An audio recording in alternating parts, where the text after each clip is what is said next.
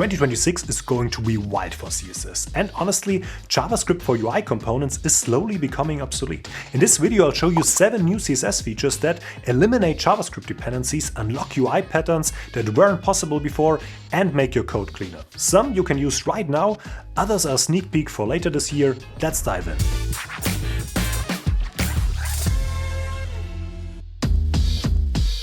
At first I'm going to show you 2 features that just became available in all major browsers, which means you can safely use them right now. And when I first saw this, I was really excited. Anchor positioning. I click on this question mark and get, well, a tooltip, but without JavaScript. This uses 2 features working together. One is the Popover API that's been around for a couple months now. But here we're talking about a brand new feature that only became available in all major browsers a few days ago. And it really saves you a lot of hassle. Because tooltips in particular, but of course also drop-down menus and autocompletes, shouldn't just be displayed in the middle of the screen like a default popover, but directly at the specific element. Let's look at this tooltip here. It's not positioned fixed over the entire viewport, no. It uses the new position anchor property. With this you can link an element, in this case the tooltip, to another element, an anchor, and align its position to it. And here I've simply specified help, I chose this name freely, and for the help trigger, as you can see here, I've assigned help as the anchor name. And with that, we now have a connection between 2 elements that can be in completely different positions in the DOM. And what we're also using here is the position area property. With this we determine exactly where our tooltip is displayed relative to the anchor. We simply choose bottom right, and with that the tooltip is displayed exactly there. If you're now thinking, what's so great about that? I can just define the tooltip as a hidden, absolutely positioned child element of the trigger here. Yes, but that leads to problems with the stacking context, especially in larger, more complex applications. In short, you run the risk of your tooltip being covered by other elements.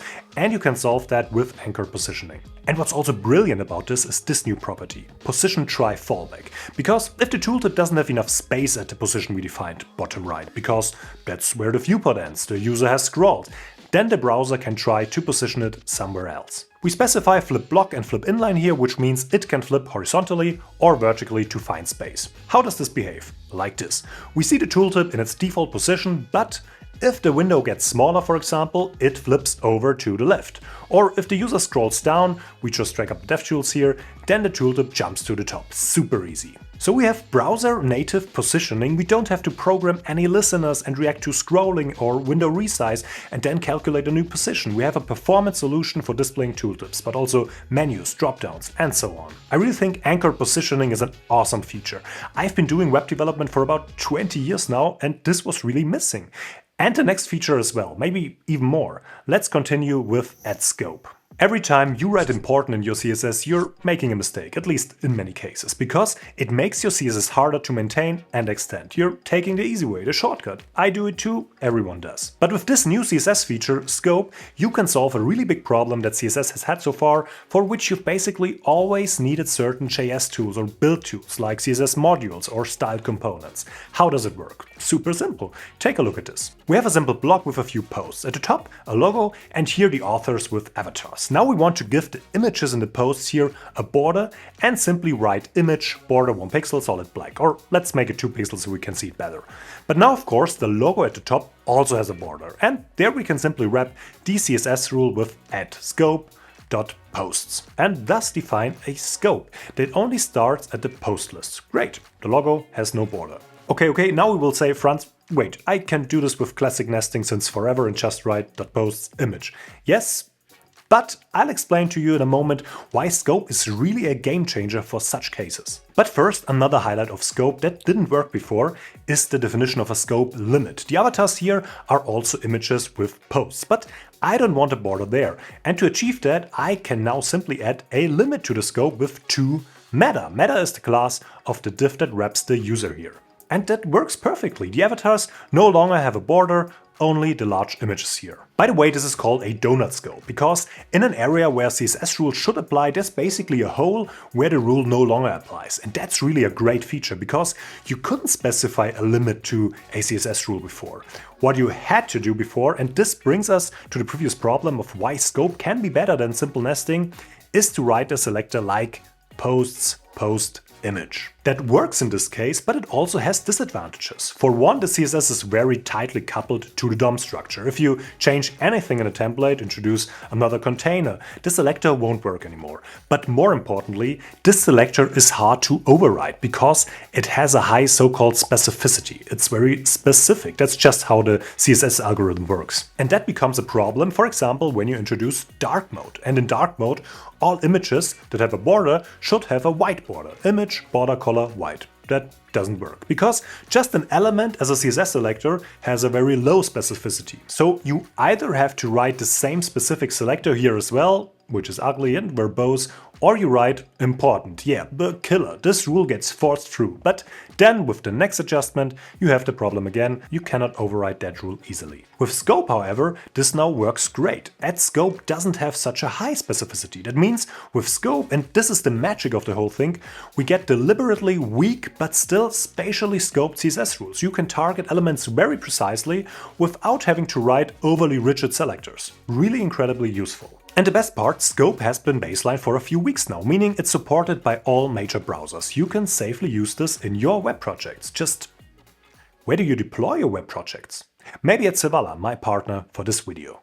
Sevala gives you a straightforward, practical platform as a service. You can easily sign up, for example, with GitHub or GitLab and connect your repositories. And for static sites, it's completely free, whether that's plain files or even a static Angular app. Sevala automatically detects the right deployment configuration, and after just a few clicks, you've got a site deployed with automatic deployments on every commit, which I find super convenient. And honestly, it just feels good as a developer. It just works seamlessly. But of course, you're not limited to static sites. You can also host more complex applications. You can use an object storage and a variety of database types and directly manage schemas and records online through the Database Studio. And another feature I really like are the templates. With them, you can automatically deploy entire infrastructures, whether that's a Python MCP server, Laravel, or like I tried here, Firecrawl. With one click, it deploys the Redis, the Playwright service, and the API super easy. As I said, static content is free. For everything else, Sevala has a very transparent, usage-based pricing model with no artificial limits. For example, you can invite unlimited collaborators. You don't pay per seat.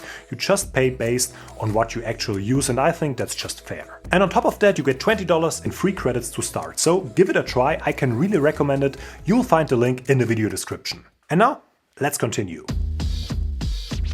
Okay, these next features are truly incredible and enable really cool effects. They're supported in Chrome, Edge and Safari, which covers around 95% of internet users. However, Firefox is still working on it. But there's movement, and this could become available in the coming weeks. I really hope so, because, for example, this is phenomenal. Scroll-driven animations. Animations while scrolling are part of the modern web, and it just looks amazing. For something like this, you'd normally need JavaScript, event listeners that manipulate the layout, libraries like GSAP.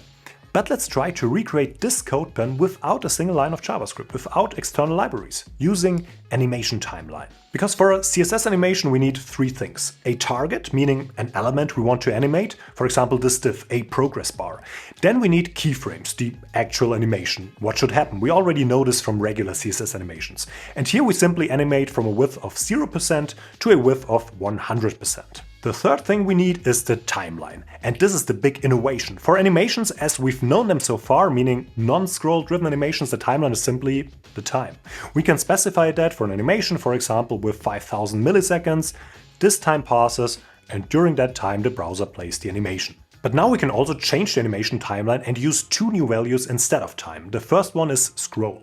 And with this, for a scrollable element, a scroll position where I currently am on the website, top or bottom, is simply transferred to the progress of the animation. At the very top it's 0%, at the very bottom 100%. For this to be scrollable we need a bit of content, and check this out. Now I have a progress bar that shows me as a user how far I am in my article, a one-liner. And besides the animation timeline scroll, there's another new value, and for many effects it's actually even more interesting, which is view. And with view we can start an animation as soon a specific element enters the viewport. We have here simply a few headings and paragraphs, all with the class reveal. We're animating the opacity, so we have a fade-in effect, and additionally we're sliding the elements in from the right.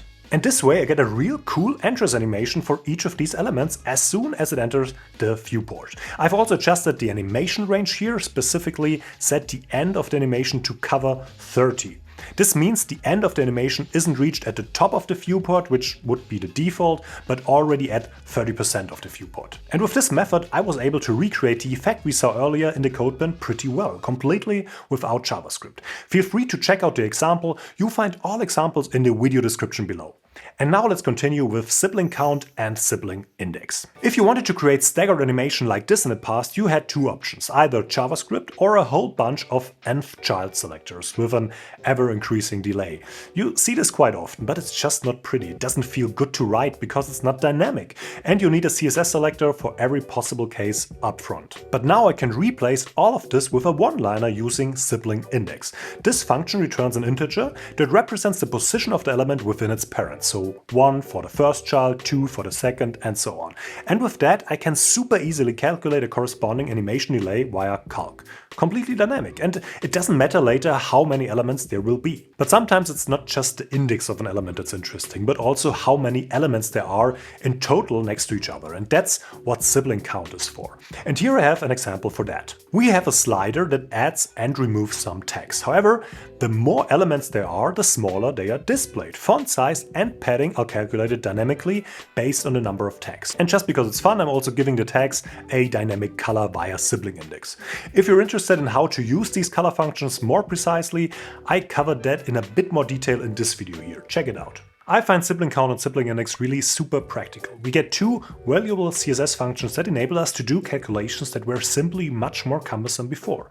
Both properties are brand new in Chrome and have been available in Safari for a few weeks now. Firefox is working on it. There are recent posts in the tickets from the Firefox guys, but it's not released yet. I hope that happens very soon. There's really cool stuff out there, already usable in one browser, sometimes only experimentally even there. But those features will save you like 90% of code for certain features. I hope that we will see these features released in the upcoming year. Check this out, for example, CSS Carousels. This slider between different videos, this onboarding wizard where the user has to make different inputs step by step, these cards you can navigate between. All of this was created without a single line of JavaScript. Behind it are CSS carousels, and basically these are just scrollable areas combined with two new pseudo elements, scroll button and scroll marker. And scroll buttons are the buttons that jump from one element to the next, and I can provide them with content and styling via CSS. And when you click the button, the browser understands to jump back and forth between different scroll snap points. Scroll snap points have been baseline for a long time. But what Chrome supports is defining buttons that natively enable navigation. The scroll marker pseudo class can basically be understood as a link to a specific element in the carousel. You can use simple dots, but also text, like displaying the number of the step here, and also images, like in this product gallery. It's really cool to achieve all this without JavaScript, but we have to be clear about this. The whole thing is currently Chrome only. There's no clear commitment from Firefox or Safari yet about whether and when this will come. With the next feature it's different. Everyone's already working on it. CSS Masonry. A layout style that's been around for many years and is probably more relevant for larger devices, desktops and tablets is Masonry. I can remember implementing something like this here and there, and usually you need JavaScript for that, which dynamically calculates the correct position of the next element based on the size of the elements. Because these aren't just simple columns with elements underneath each other, no. The elements are numbered and placed one after another, which makes it difficult to solve from the second row onwards without programming. Because this is what it would look like with a normal grid. The next items then always orient themselves to the new row, but with Masonry the items move up and automatically fill gaps. And there was a 5-year debate between the major browsers about this feature and how to implement it. Chrome wanted to introduce display Masonry. Firefox wanted a kind of grid extension, so display grid plus grid template rows Masonry, and Apple wanted to introduce display grid lanes for Safari. And ultimately the CSS working group, which handles CSS standards, decided last year that display grid lanes should be the future solution. So Apple has already implemented this, so the other browsers will hopefully follow suit soon.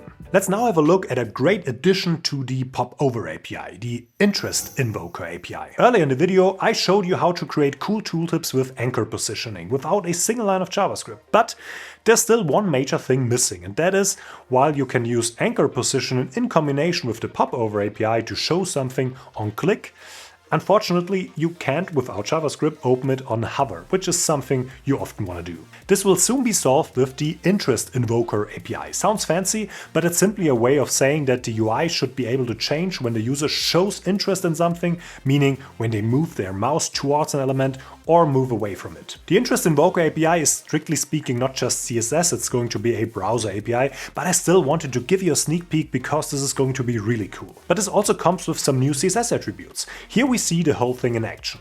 I just need to hover over the question mark and we already see the tooltip. With all the benefits of anchor positioning, and anyone who has ever solved this with CSS hacks or JavaScript knows that especially this mouse movement from the trigger of the tooltip to the tooltip is difficult. I need a debound so the tooltip doesn't immediately hide when I'm with the mouse in an area outside. But here it works out of the box. Via CSS I can control the debounds and also the time the tooltip waits to open using interest delay. If I enter 0 and 2000 milliseconds here, then the tooltip is shown immediately after 0 milliseconds when I show interest here with the mouse, but only closes after 2 seconds of disinterest. And you can customize this however you like. But also here we don't yet know when our browsers will have implemented this. And now it's your turn. Which feature are you most excited about? Or is it something completely different you're hoping for from browsers in this year? Let me know in the comments. Also, I'd really appreciate a like on this video and a subscription. It helps me a lot to keep producing videos like this. Thank you so much for that. See you next time.